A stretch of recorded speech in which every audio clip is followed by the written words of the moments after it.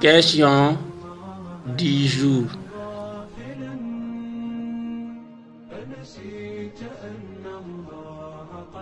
Julli loolu mooy ñaareelu xaaj bi.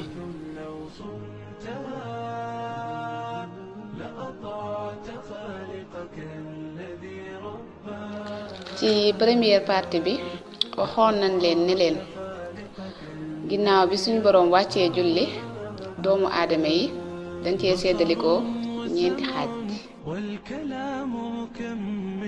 waxoon nañ leen ñaar ñu njëkk ñi mooy ñan tey nag ñu dikkeek yéen ci ñaar yu mujj yi te mooy ñi gëmut julli ngir ak weddi ak ñi gëm julli te duñu ko def.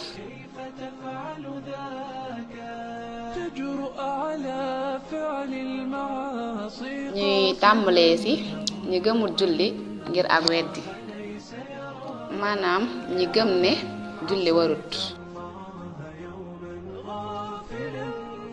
kooku moom waxoon nan la ab àtteem ci leçon bi passé waaye loolu lépp nag ci àdduna lay yem. buñ demee ci alxuraan dinañ fekk suñu boroom di wax ne bu yommal xiyaamee ginnaaw buñ leen dugalee safara ba noppi dañ leen di laaj ne leen ana lan moo leen dugal ci safara wii ñu daal di tontu ne ñun kat ba nekkee ci àdduna dañ daawul julli.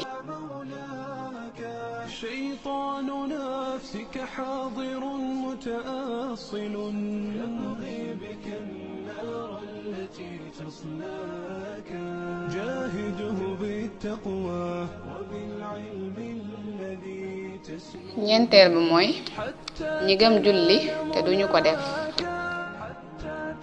boo demee ci sourate Maryam aaya 59 danga fekk suñu boroom naan fa xalafa min ba'dihim xalfu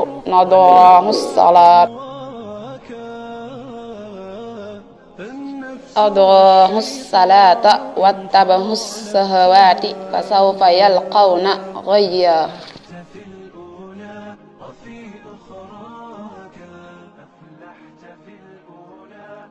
nga xam ne ñooñu moom ñoo yahuud yi ñooy bokk am nekkuwaay ca sawara.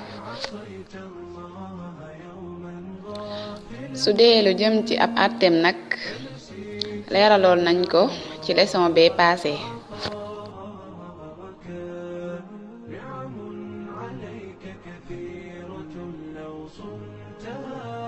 li des liñ ci war a déggee rekk mooy ñu xam ne julli gëm ko rekk doyul waaye dañu koy gëm ba noppi di ko jëfe.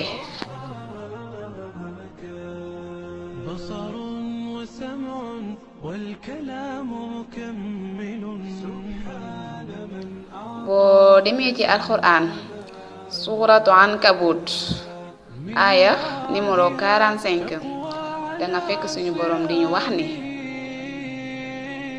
nañuy taxawal julli ndax kat julli day dox suñu digganteeg def ay ñaawteef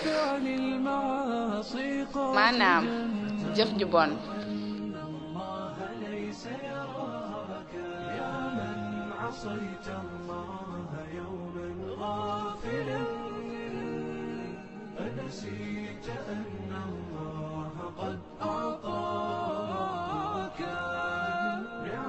jële nañ ci abi hurayrata radiyallahu anhu mu ne yonente bi nee na sallallahu alayhi wa sallam ndax gisoo leen ne bu fekkoonte ne ab dex dafa nekk ci buntu këru kenn ci yéen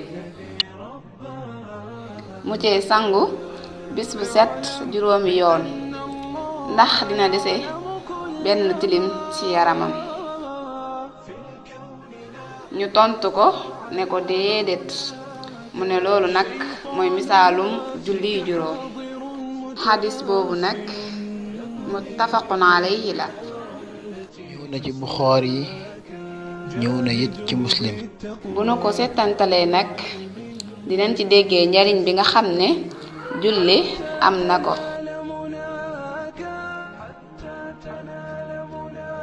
ba tey ci alxuraan danga fekk suñu boroom di dénk jullit ñi muñ ak julli, ndax kat julli moo ëpp doole ci jaamu yàlla yi feeñ comme ni muñ ëppee doole ci jaamu yàlla yi nëbb.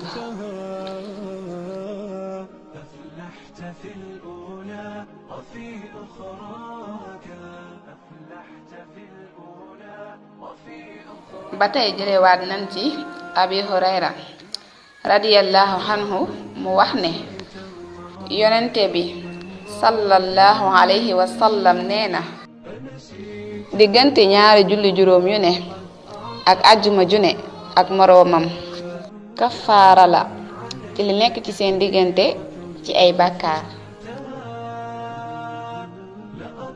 waaye nag fi yéeg àggul ci def bàkkaar yu mag yi.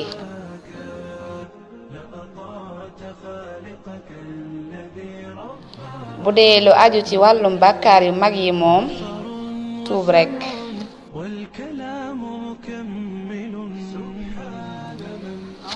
xadis boobu muslim moo ko soloo.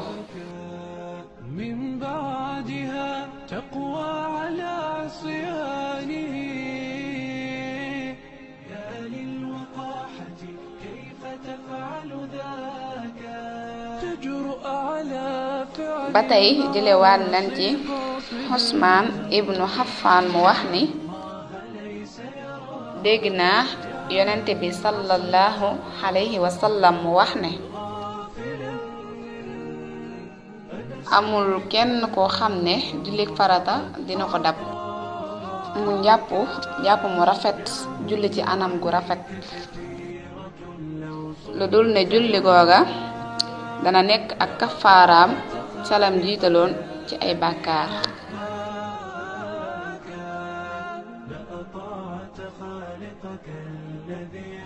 waaye nag ba tey fii ak dikkewut bàkkaar bu mag.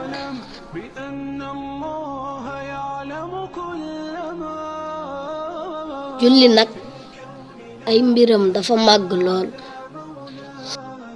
liñ ci war a waxit bari lool ba tax na daal duñ def lu dul jox leen dig daje ba fi ak ñaari ay bis insha allahu rabbil karim.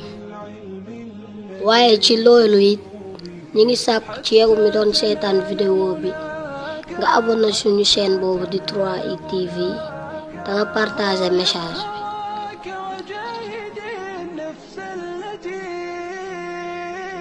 bi